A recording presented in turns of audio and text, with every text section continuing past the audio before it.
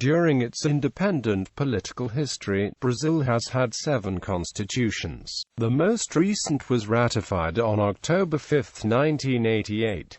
Imperial Constitution. Background. Prior to its independence on September 7, 1822, Brazil had no formal constitution, since Portugal only adopted its first constitution on September 23, 1822, 16 days after Brazilian self-proclaimed emancipation. In 1823, the Emperor Pedro I started the political process of writing a constitution. The elaboration of the first constitution of Brazil was quite difficult, and the power struggle involved resulted in a long-lasting unrest that plagued the country for nearly 2 decades. 2 major facts increased the troubles. Large numbers of recent immigrants from Portugal, who wanted to keep the privileges and who were still loyal to the metropolitan government. These were found both among the wealthier parts of the population, as businessmen controlling Brazil's international trade, and the lower ones, as tradesmen and free urban workers. The majority of the population was composed of slaves, prompting the whites to fear being massacred in the event of a rebellion caused by a failing state. The first circumstance meant that, despite strong support of the Crown Prince Pedro I by the Brazilian landowners, the opinions of the Renoi should be considered. As each side had very distinct and different objectives, none could prevail and a compromise was needed. There were extra problems involved. The Constitutional Assembly had been elected to decide the applicability of Portuguese laws in Brazil, not to draft a new constitution. As a result, some of the Portuguese deputies refused to take part in it. On the other hand, some of the Brazilian deputies, the liberal ones, had been persecuted, some exiled, others imprisoned. Thus the Constitutional Assembly did not hear an appreciable number of opinions and would end reflecting the objectives of the Brazilian party, to the detriment of the Portuguese party and the liberals. As the draft constitution progressed, it became clear that the deputies were trying to establish a constitution that would curtail the powers of the monarch, restrict most political rights to landowners and deny them to the Portuguese, and establish an authoritarian but constitutional monarchy, whose head of government would be the emperor himself, aided by a group of ministers of his choice. The emperor wanted to remain an absolute monarch, protect the interests of the Portuguese businessmen and prevent any form of power transfer from himself to the parliament. In a quite predictable move, and in the light of the wave of conservatism led by the Holy Alliance, the prince used his influence over the Brazilian army to dissolve the Constitutional Assembly in what became known as the Night of Agony, and imposed on the country a constitution that concentrated all powers on the prince himself. The new constitution, published on March 25, 1824, outlined the existence of 4 powers: executive, the State Council; legislative, the General Assembly, formed by the Senate and the Chamber of Deputies; judiciary, the courts; moderator, vested in the emperor, was supposed to resolve any incompatibilities between the other 3, acting as a neutral power, in accordance to the theories of the Swiss thinker Benjamin Constant. The emperor controlled the executive by nominating the members of the State Council, influenced the legislative by being allowed to propose motions and having the power to dissolve the Chamber of Deputies, and also influenced the judiciary by appointing the members of the highest court.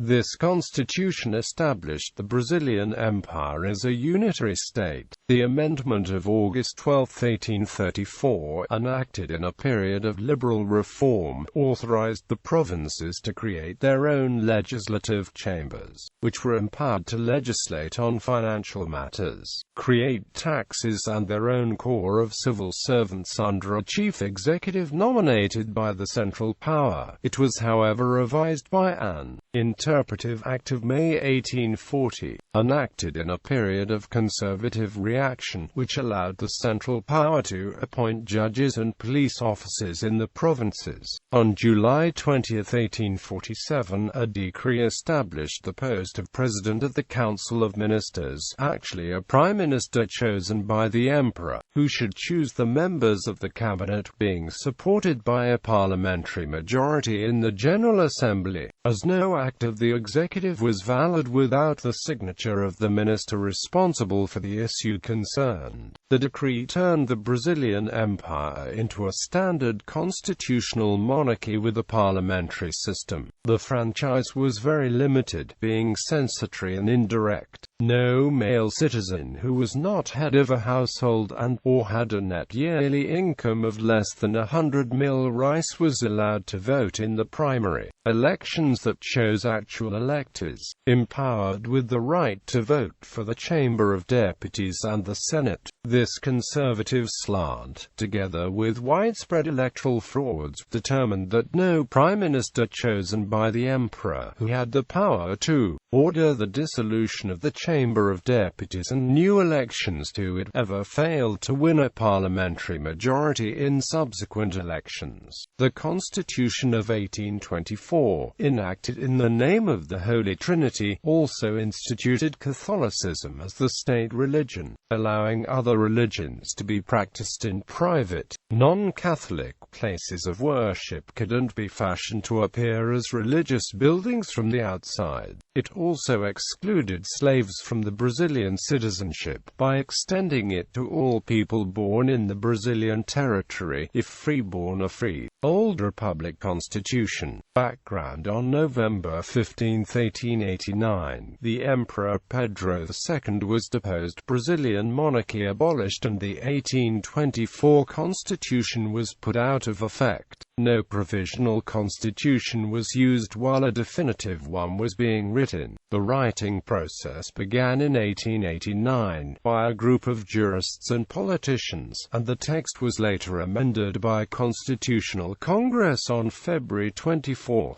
1891. The Constitution in its final form, the new Constitution, meant to create a lay federal state to promote, above all, individual liberties, following the basic principles of the Constitution of the United States, albeit with the adoption of a slightly different form of federalism. The main traits of the Constitution were federalism. The provinces were turned into states whose indissoluble union was taken as forming the body politic of the Brazilian Federation. Governors were to be elected by direct vote on a fixed term of office.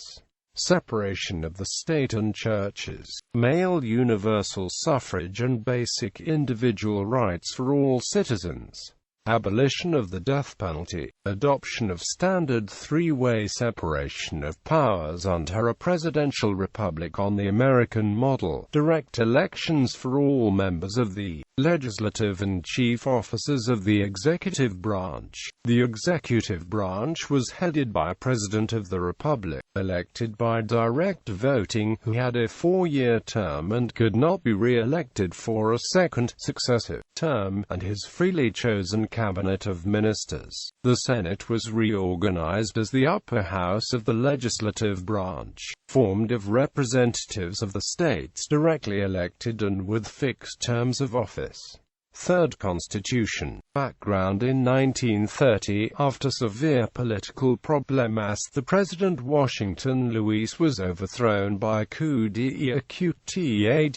The 1891 Constitution was put down and the provisional president Getulio Vargas ruled as a de facto personal dictator. But the state-landed elites struggled to prevent this from continuing. In 1932, in São Paulo, the Constitutionalist revolution demanded a constitution. As a result, a Constitutional Assembly was elected and the Constitution was promulgated on July 16, 1934, 4 years after a coup d'état had overthrown the old republic.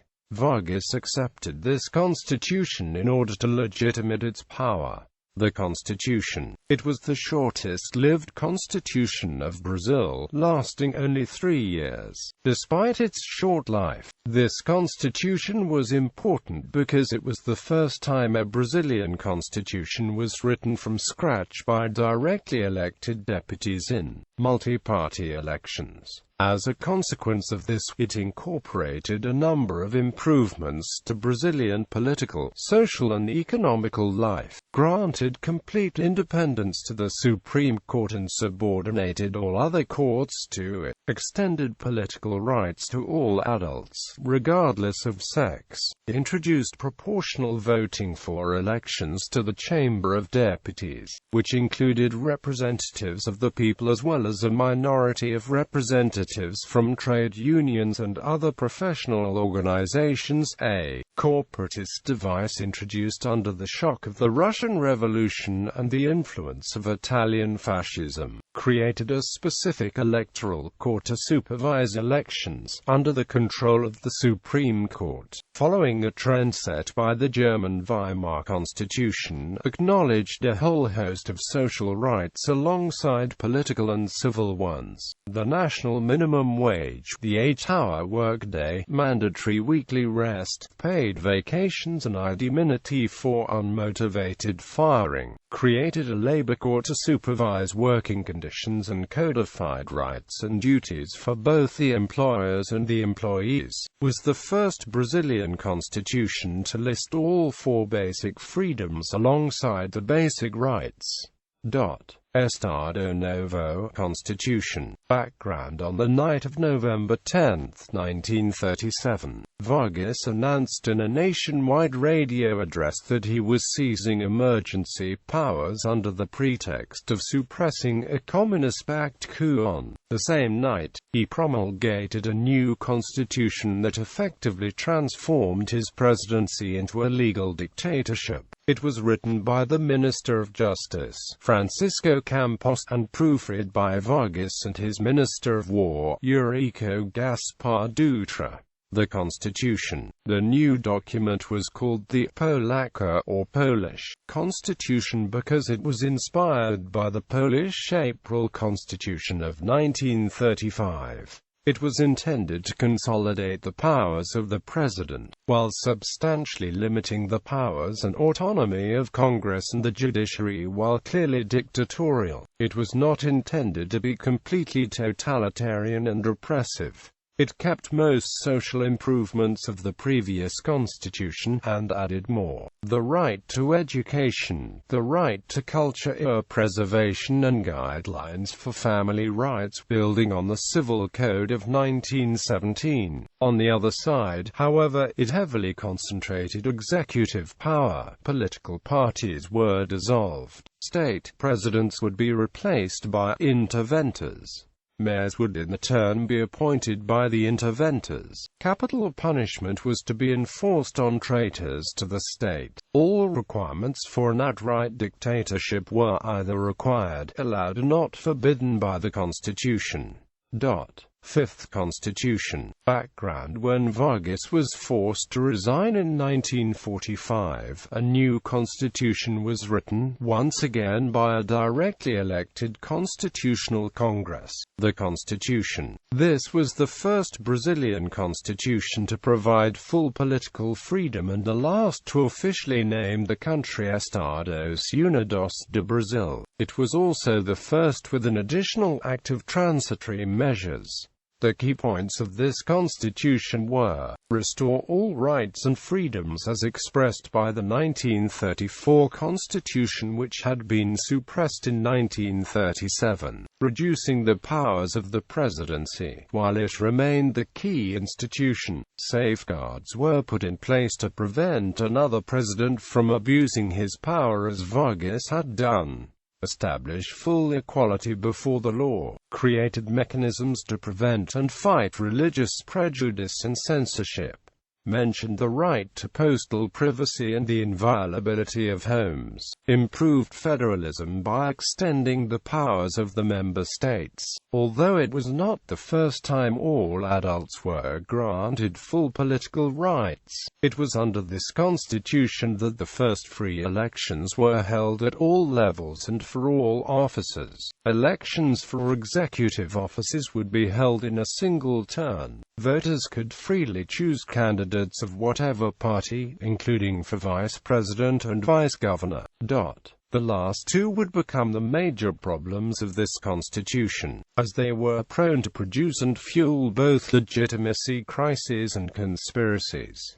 Sixth Constitution. Background: after the military coup d'état of April 1, 1964, the controllers of the new regime kept the 1946 Constitution and promised to restore democracy as soon as possible. However, they eventually did not and were faced with a dilemma, as every measure they took was strictly against the current constitution, including the coup itself. The so-called Institutional Acts sequentially issued by the military presidents were, in practice, placed higher than the Constitution and could amend it. Even under these circumstances, the first military president, Humberto de Alencar Castelo Branco, was committed to restoring civilian rule in 1966. However, a large number of military and civilian extremists felt the military had to stay in power for some years. They also wanted to pass more proper laws to fight subversive individuals. By 1965, however, the situation reached an unbearable point when opposition candidates won the governorships of Minas Gerais and Guanabara. Castelo Branco refused to annul the results.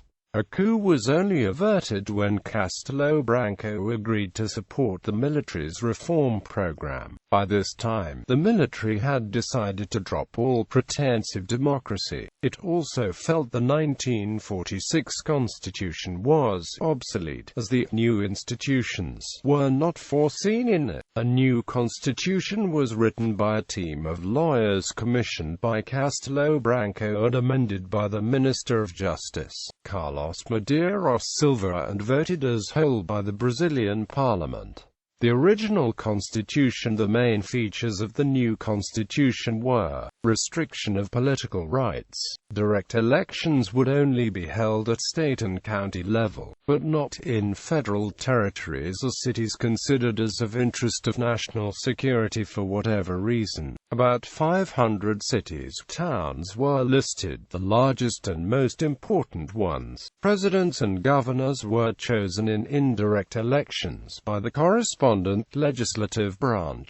However, these elections were elaborate shams. The federal and state legislatures were dominated by government supporters, meaning the government candidate could not possibly be defeated. Restriction of civil rights. Any meeting, assembly, or gathering of people should be formal, must be previously authorized and conducted under supervision. Unauthorized meetings would be disbanded by the police and participants sued. Military state police corps acknowledged as reserve corps of the Federal Army, with the task of outdoor patrolling to provide public security, thereby reducing the autonomy of the existing civilian police, reduced to an investigative role. Removal of all privileges of judges, allowing the president to force them to retire or to remove them. After previously disbanding of all political parties, new rules were written on the formation of parties. These rules were so restrictive that only two parties were formed: the Government Party, the National Renewal Alliance Party, and the controlled opposition of the Brazilian Democratic Movement.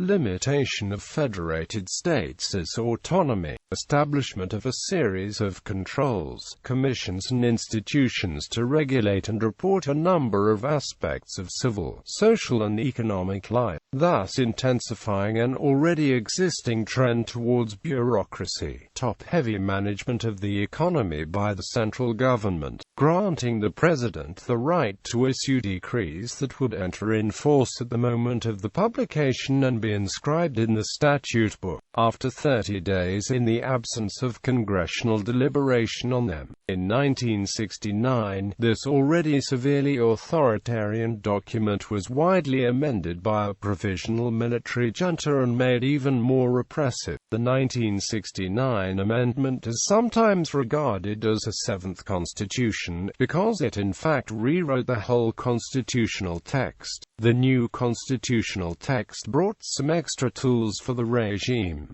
giving the president the right to declare a state of emergency and suspend constitutional freedoms. Capital punishment, banishment with loss of citizenship as punishment, suspension of habeas corpus, special military courts to try members of the military accused of crimes, transfer of command of the military polices from each federal state to the Ministry of the Army, restrictions on travel. From 1979 onward, however, the Constitution was gradually purged of its authoritarian character. This process accelerated with the return of civilian rule in 1985, culminating in the adoption of a new constitution in 1988. Citizen Constitution. Background. The seventh and current Brazilian Constitution was promulgated on October 5, 1988 after a 2-year process in which it was written from scratch by a constitutional Congress elected in 1986. The Constitution. It appears as a reaction to the period of military dictatorship, seeking to guarantee all manner of rights and restricting the state's ability to limit freedom, to punish offenses and to regulate individual life. On the other hand, it did not provide clear rules for state reform and kept the economic regulation of the country intact. Among the new constitutional guarantees of the errand of injunction and the habeas data, it also anticipated the existence of a Consumers' Defense Code, of Children's and Youth Code and of a new Civil Code. It was the first constitution to demand severe punishment for breaches of civil liberties and rights. Consequently, Brazil later approved a law making the propagation of prejudice against any minority or ethnic group an unbailable crime. This law provided legal redress against those who spread hate speech or those who do not treat all citizens equally. This second aspect helped disabled people to have a reserved percentage of jobs in the public service, and black people to seek reparation for prejudice in the courts. Breaking with the authoritarian logic of the Constitution of 1967, it made unbailable crimes those of torture and of actions directed against the democratic state and the constitutional order, thus creating constitutional devices to block coups d'etat of any kind. Willing to create a truly democratic state, the Constitution has established many forms of direct popular participation besides regular voting, such as plebiscite, referendum and the possibility of ordinary citizens proposing new laws. Examples of these democratic mechanisms were the 1993 plebiscite concerning the form of government, where the presidential system was confirmed, and the 2005 referendum concerning the prohibition of the sale of firearms and ammunition. The mention of God in the preamble of the Constitution was opposed by most leftists as incompatible with freedom of religion because it does not recognize the rights of polytheists or atheists. But it has not been removed so far. The only state constitution that does not refer to God is the one of Acre. The Supreme Federal Court has ruled that this omission of the protection of God was not unconstitutional since the preamble of the Constitution is simply an indication of principles that serves as an introduction to the constitutional text and reflects the ideological conceptions of the legislator, falling within the scope of political ideology and not of the law. Therefore, the preamble, which is not actually a part of the supreme law, has no judicial validity whatsoever and cannot impose obligations or create rights. Amendments, despite its advances concerning individual rights and freedoms and also in government control, the constitutional text brought dispositions that resulted in severe difficulties concerning governmental efficiency in the following years, especially from 1995 onwards. Thus it had to be amended many times to get rid of impractical, contradictory or unclear provisions. As of December 2010, this constitution has been amended 67 times.